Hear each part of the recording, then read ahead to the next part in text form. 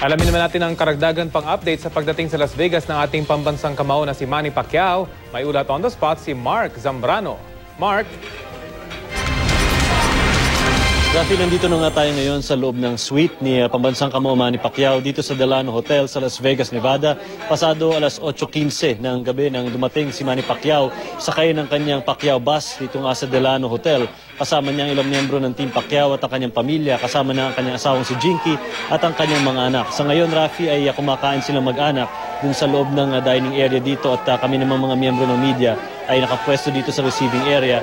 Maya-maya lang ay antabayan na natin yung pagpasok dito ni Manny Pacquiao at makakausap natin at kakamustahin natin kung ano ang kanyang sentimiento at pakiramdam na nandito na nga siya sa Las Vegas at ilang araw na lang ang bibilangin bago ang pinag-uusapang laban nila ni Floyd Mayweather Jr. sa May 2. Nakausap natin siya kanina, Rafi, nung papasok siya sa bahay at sinabi nga niya na nag-relax lang siya papunta dito, natulog at nakipag-usap lang sa kanyang pamilya. Stress-free ang naging biyahe nila, although nagkaroon lang ng konting traffic sa interstate palabas ng LA. Pero bukod dyan, Rafi, ay dire-diretso at walang naging problema ang biyahe ni Manny Pacquiao patungong Las Vegas, Nevada. Yan muna ang latest mula dito sa Las Vegas. Rafi, balik sa'yo. Mark, dun sa mga video yung ipinapakita nyo, talagang napakaliwalas nitong mukha ni Manny, no? Hindi ito yung mga nakikita natin sa mga nakarang laban niya na medyo seryoso siya pagdating dyan sa Vegas, lalo pat mahaba-haba yung biyahe. Ito talagang indikasyon ito na talagang kakaiba yung naging training niya this past few months. At masaya talaga siya coming to this fight, Mark.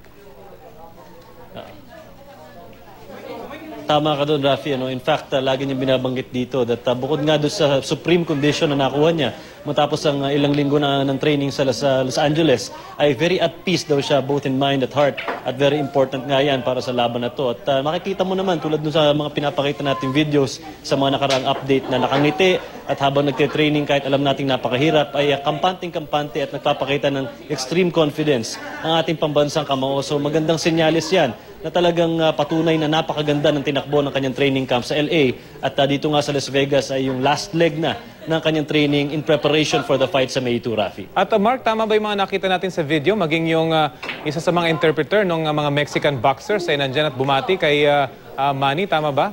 Isa sila sa mga bumati kay Manny pagdating niya sa Vegas, Mark?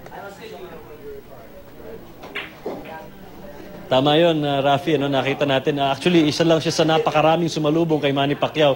In fact, mga 3 or 4 hours bago dumating dito yung convoy ni Manny ay napakaraming tao na ang nag-abang dito sa labas ng Delano Hotel. May mga ibang na may dalang bandila, may ibang wala pa nga dumadating sa kanila ay sumisigaw na ng 47-1.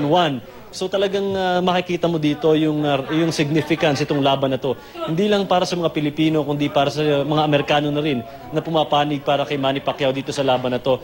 Talagang titigil ang mundo, hindi lang dito sa Las Vegas, Rafi, sa nakikita natin.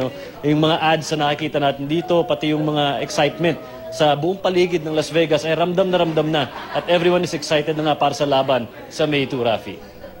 Okay, maraming salamat sa iyong mga update. Mark Zambrano mula sa Las Vegas.